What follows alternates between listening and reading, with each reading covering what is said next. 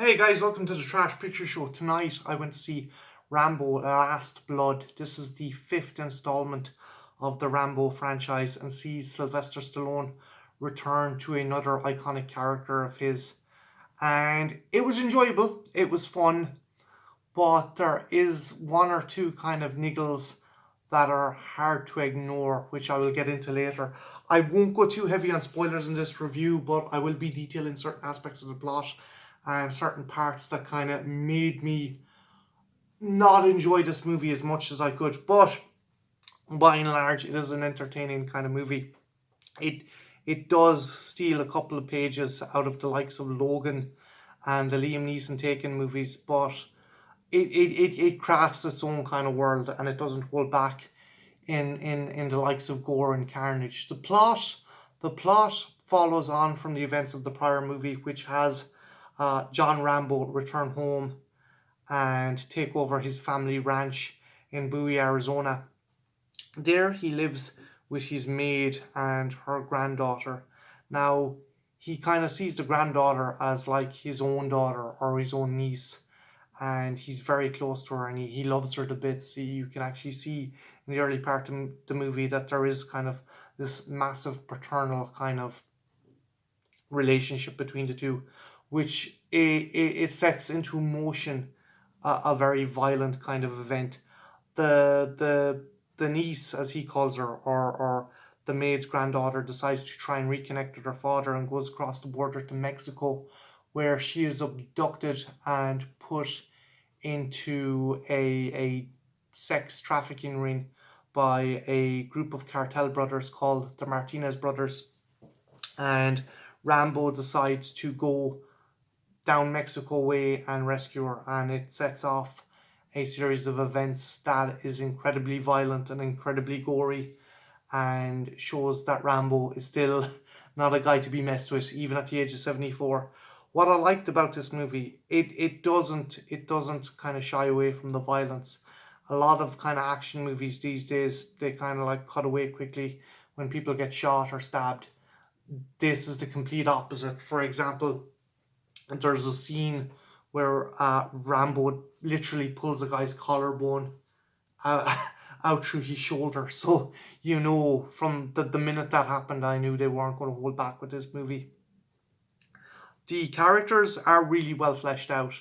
Bar the Martinez brothers, I don't think there's been a very compelling Rambo villain in any of the movies since I'd say Brian Denny, he's Teasel in First Blood. They're kind of cookie cutter cartoon kind of cartel villains.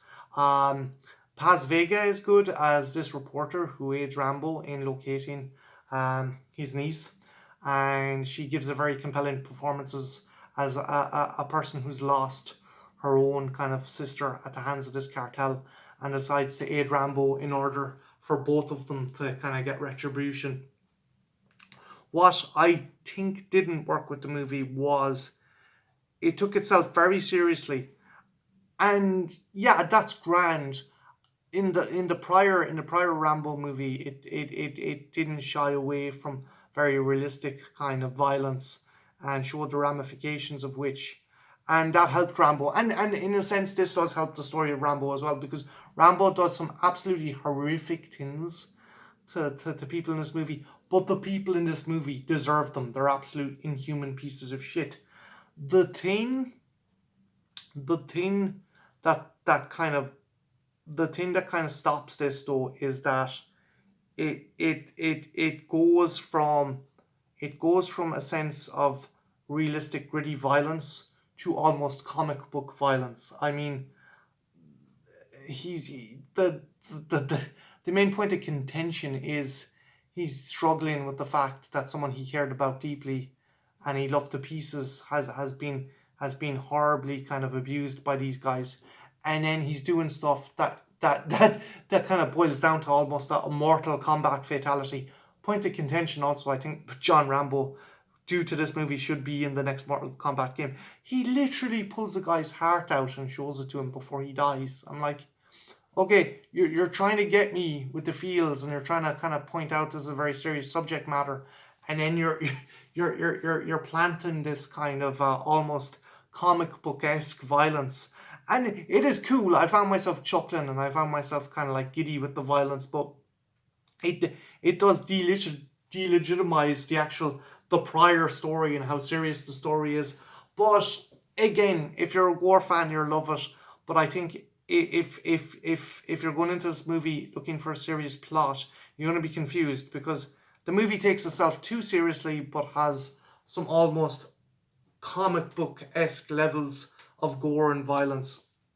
The other thing I didn't enjoy about the movie was its portrayal of Mexicans is very, I think, very stereotypical. I wasn't a fan of the way, like, bar bar Rambo's niece and her grandmother, it kind of portrayed and Paz Vega's character, it kind of portrayed the Mexican people in maybe not the nicest of lights, or maybe kind of like the very stereotypical kind of almost Trumpish, Donald Trumpish view on Mexicans. I think it does not portray them in the best of lights, and like you could laugh and joke at, like, back in the 80s when you had the evil Vietnamese soldiers and evil Russians.